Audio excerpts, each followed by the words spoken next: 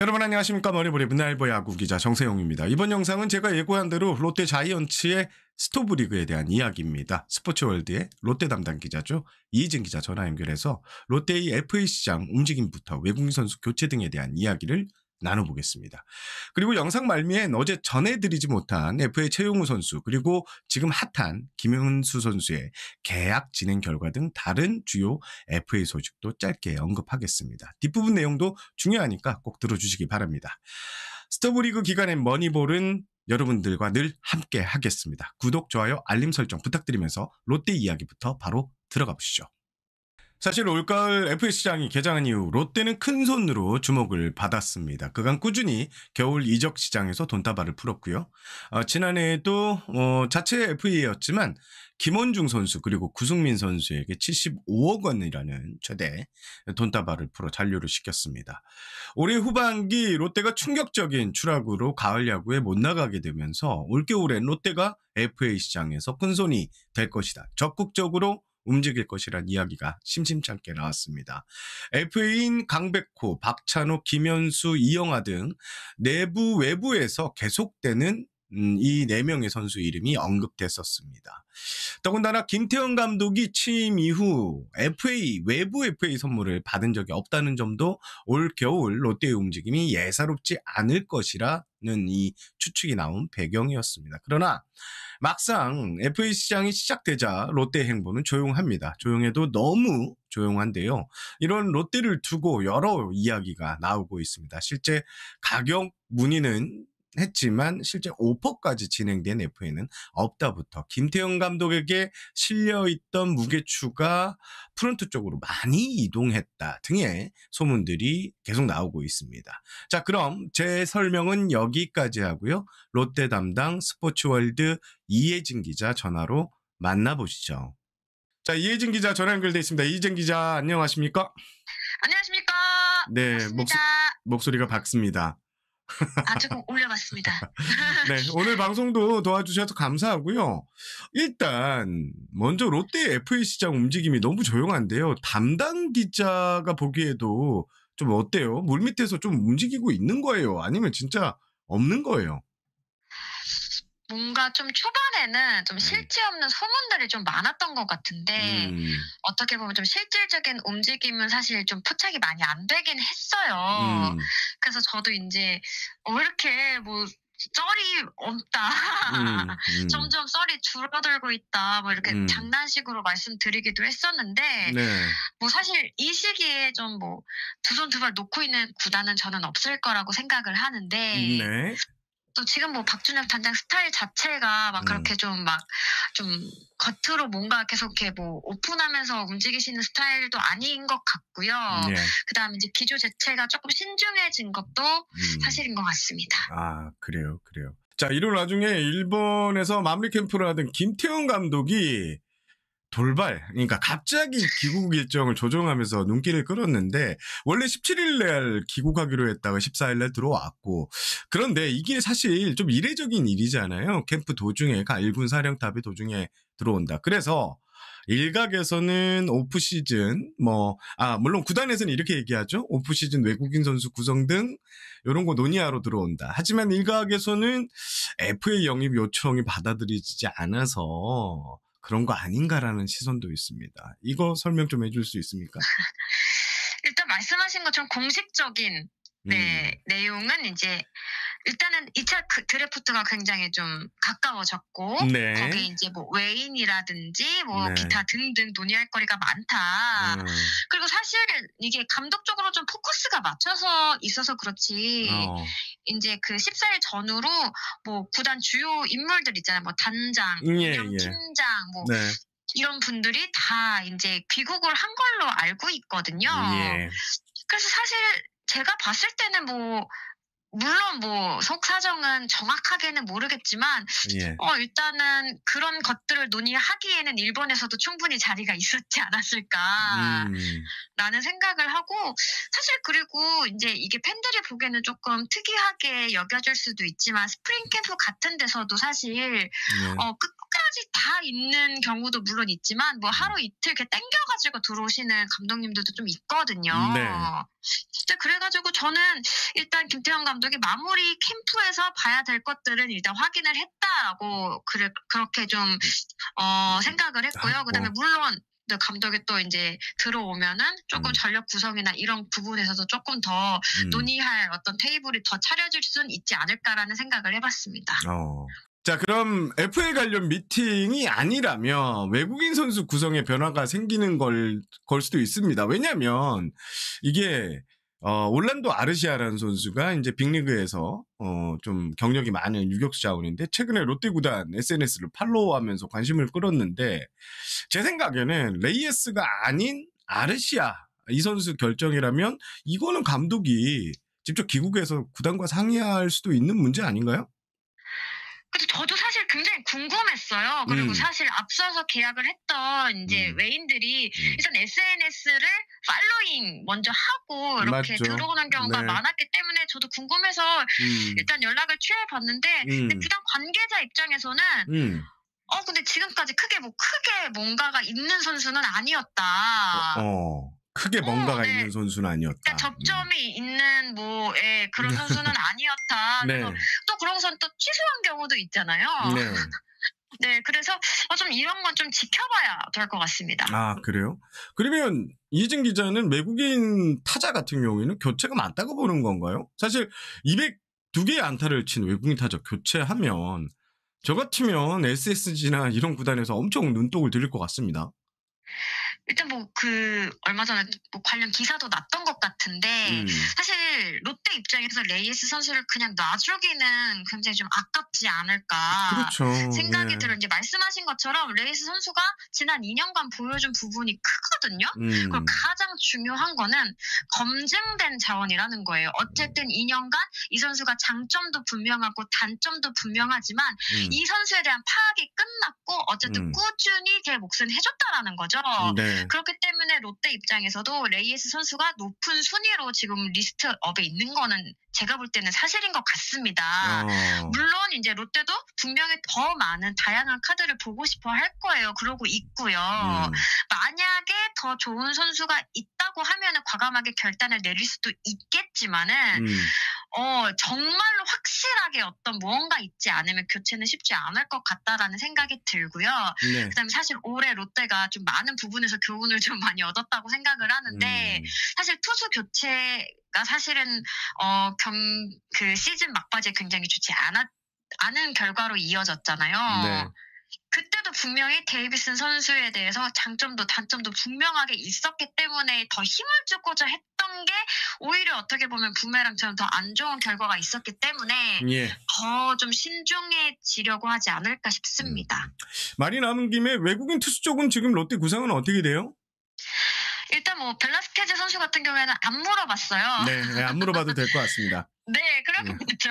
그렇다고 하면 이제 간부아 선수 정도가 재계약 여부 가능성이 있냐, 이 부분이 궁금할 텐데, 일단 고민은 조금 해보는 것 같아요. 아하. 그런데 일단 잠재력은 있잖아요, 사실은. 이 선수가 보여준 부분은 있는데, 다만 롯데 입장에서는 이 선수가 한 시즌 풀타임으로 뛸 수 있는 몸이 되느냐, 몸을 만들어 올 수 있느냐, 이 부분인데 이거를 단기간에 또 빠르게 회복을 해서 만들어 오기가 쉬울까라고 개인적으로 조금 생각을 해봐요. 그걸 좀 알아보니까 미국에서도 이 간보아 선수에게 좀 관심을 보이는 쪽은 있는 것 같아요. 근데 다만 그런 경우는 제 생각에 선발이 아니라 불펜이나 좀 그렇죠. 마이너 쪽이지 않을까 생각을 합니다. 롯데가 어떻게 보면은 지금 여러 여러 요소들을 좀 살펴봤을 때 내년 시즌 어떻게 해서든 지금보다 더 좋은 성적을 내기 위해서 저는 그 첫걸음이 외인 구성이 너무나도 중요하다라고 생각을 하거든요. 예. 아마 롯데도 그렇게 생각을 할 거예요. 확실한 원투 펀치가 지금 있어야 어떻게 해서든 조금 더 계산이 가능한 마운드 운영이 가능할 텐데 그래서 조금 더 신중하게 조금 더 좀 넓은 범위로 찾아보고 있지 않을까 생각이 듭니다. 알겠습니다. 자, 이제 롯데의 오프시즌 행보, 지금 내부 FA는 김상수 선수가 있는데, 요거는 뭐 얘기 들은 거는 있어요? 일단은 김상수 선수 그다음에 박승욱 선수가 자격을 취득을 했는데 그중에서 김상수 선수만 그렇죠. 신청을 한 걸로 알고 있습니다. 이게 본인의 의사가 반영된 결정이라고 알고 있고요. 근데 사실 뭐 급하게 뭐 내부 FA의 속도를 내거나 하지는 않을 것 같아요. 그것보다 이제 뭐 당장 이제 뭐 2차 드래프트도 있고요. 아시아 쿼터도 어쨌든 마무리를 해야 되고 외인 구성도 사실 굉장히 지금 어렵잖아요. 그런 것들 때문에 뭐 속도를 내서 뭐 당장 뭐 협상을 뭐 하거나 그러지는 않지 않을까 싶습니다. 알겠습니다.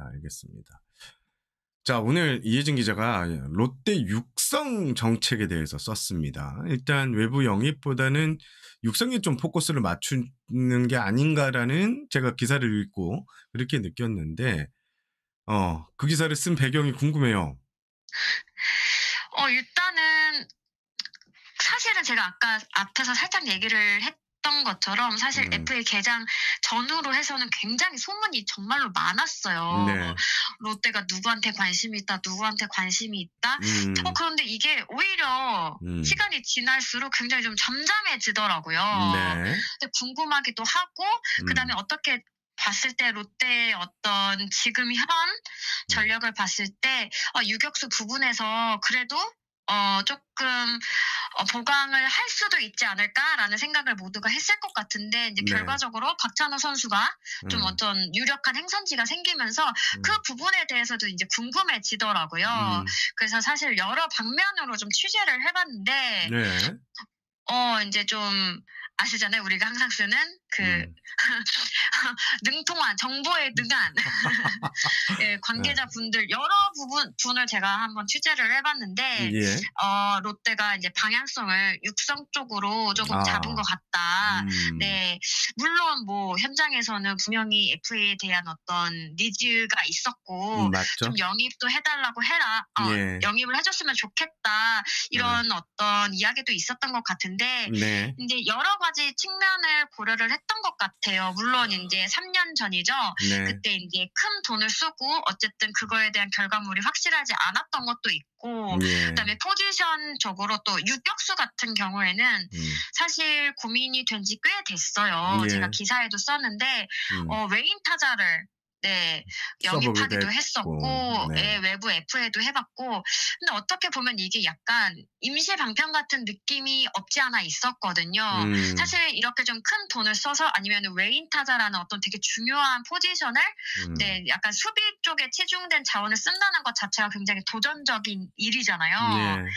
그런데 그렇게까지 결정을 했었을 때는 그 동안에 이제 유망주들이 커줘야 되는 계산이 서야 되는데 사실 그게 잘 맞아떨어지지 않았다고 보고 또 외부 FA도 결과적으로 이제 원하는 만큼의 성과를 얻지 않았기 때문에 그렇다고 하면 좀 장기적 차원에서 롯데가 좀 더 좀 탄탄한 좀 어떤 밑그림을 그릴 수 있는 방안이 무엇일까 좀 고민을 많이 했던 것 같고요. 그다음에 사실 이 부분은 많은 분들이 좀 공감을 하는데 지금 전체적인 2025 시즌 롯데의 전력을 봤을 때 사실 우승 전력은 아니었잖아요.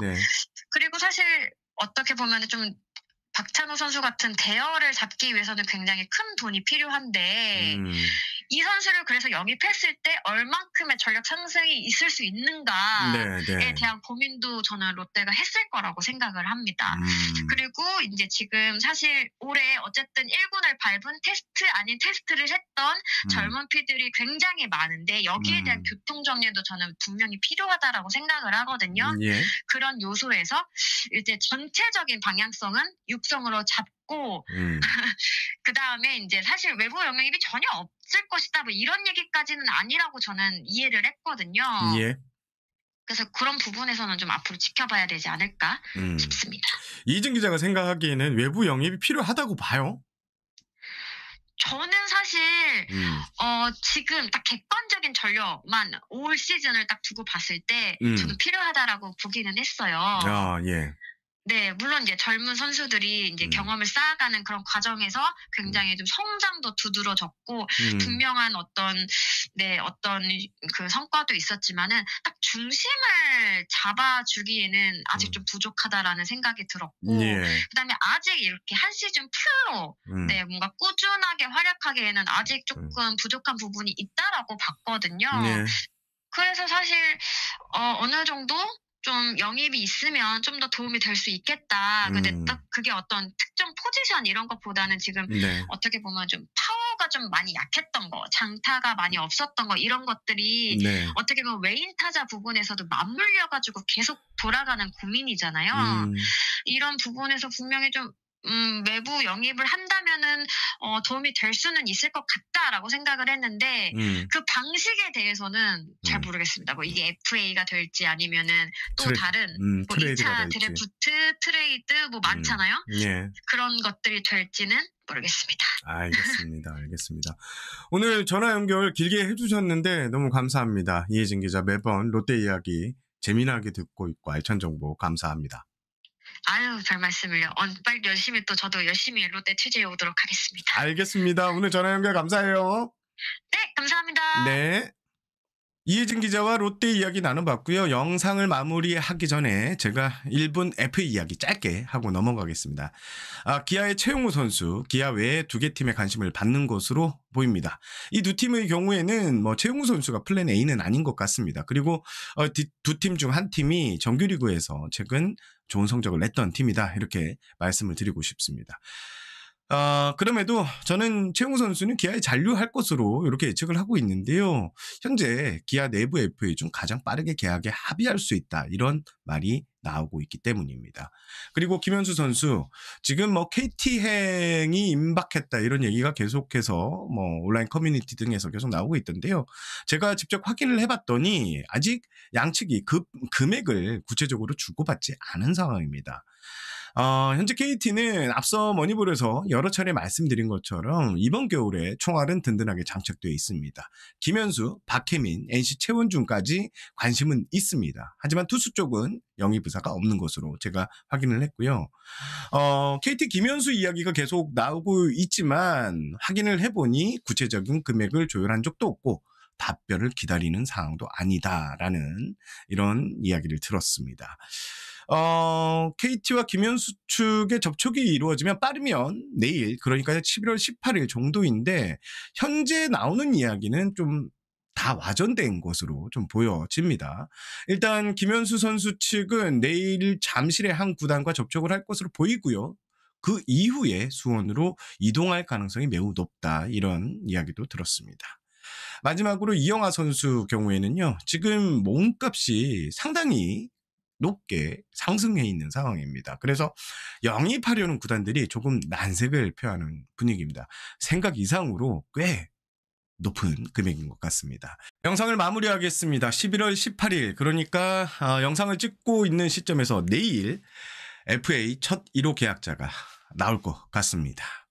저는 문화일보 야구기자 정세영이었고요. 스토브리그엔 역시 머니볼이라는 이야기를 들을 수 있도록 최선을 다하겠습니다. 시청해 주셔서 감사하고요. 예, 여러분들 고맙습니다. 안녕히 계십시오.